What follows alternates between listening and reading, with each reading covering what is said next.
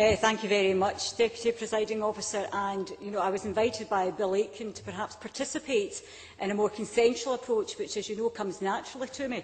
But having heard Trish Marwick, then I think I'll just continue with business as usual, in which was a shameless partisan speech and completely misrepresented the past, which I'll refer to. I wouldn't wish to add to the woes of Kenny McCaskill this week, but I do, in my contribution, have a number of constituency issues to press. But if he gives more resources to the East End of Glasgow, I'll happily back off and join in the consensus and just ignore Trish Marwick along the way. But let's get the context right. The proceeds of crime legislation was groundbreaking. It answered the concerns of many who could not stomach, let alone make sense of a situation where known criminals could live lavish lifestyles whilst ostensibly living on benefits, and there was no viable explanation as to how these sums were accumulated other than through illegal activity. The Irish Government, many of you will remember, took action following the dreadful murders of the journalists Veronica Guerin and the Garda Jerry McCabe, and that's inspired the British Government to act. And the passing of the Proceeds of Crime Act was a decisive measure and put to rest the notion that actions to recover assets were somehow trampling on fundamental freedoms. The impact of this legislation is disruptive and costly to criminal networks, and it represents, even if only in a small way, some payback, some compensation to those communities who disproportionately carry the consequences of crime in our society. And it is that central argument I want to put to the Government today, because I think they're losing the emphasis on the community and collective nature of some of that impact. I have spoken in the Chamber many times in my time here about the extent and consequences of crime in my constituency. Too often I am confronted, as many of us are, with the human reality and the dreadful consequences for individuals and families. But more broadly, we need to look at the price paid by everyone in that street where the crime takes place and everyone in that community. If a drug dealer seemingly acts with impunity, and if street violence is the currency of that crime, there is no doubt in my mind that certain communities pay too high a price. Gangsters intimidate not just the individuals, but real neighbourhoods and entire neighbourhoods as they do their work. Now, in my communities in Greater Easterhouse, I could certainly argue, and most common sense would tell you, that they contribute disproportionately to the funds that the Minister is distributing. And the central point I want to put to the Minister today is, should those communities get a fair share of that cash back? If they give disproportionately to the fund, I think they have to disproportionately give that back to them. And if, as Robert Brown, a very powerful speech I thought, said, if that money is to be truly diversionary, we have to spend it where it is needed most. And I would argue that in my constituency needs more money.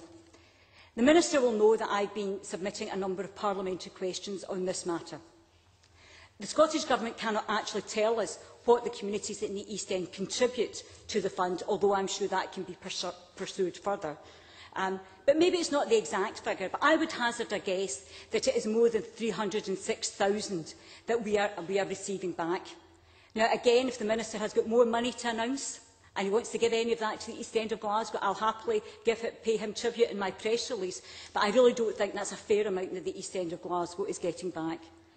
Surely it is disappointing that only 0.3% of the total budget for rugby has been spent in the East End of Glasgow. Glasgow East Rugby Club is a very strong group with excellent leadership that is willing and able to work with the most vulnerable young people in the East End of Glasgow, but it doesn't have the resources to do that. And I think surely that's exactly what Proceeds of Crime resources were meant to do. Surely that's what Cashback for Communities was meant to do. Certainly. Minister. Yeah, I'm happy to check with the SRU, because I say the SRU, when we launched the rugby scheme of track back, we did it in the East End of Glasgow. They took the Calcutta Cup. We had international players. There were young kids from the East End of Glasgow. So I think the SRU are showing willing, but I'm more than happy to speak to Colin Thompson, the Head of Youth Development, to ensure that they do what they can. There's certainly no attempt by the Scottish Government, and I would lay a wager, no attempt by the Scottish Rugby Union not to grow the game in East End Glasgow. Margaret Curran. Let me be clear with the Minister. I am not implying or stating explicitly any malintent on the part of the Scottish Government. My core argument is that I think perhaps you are spreading the money so thinly across all of Scotland that you are not focusing it appropriately.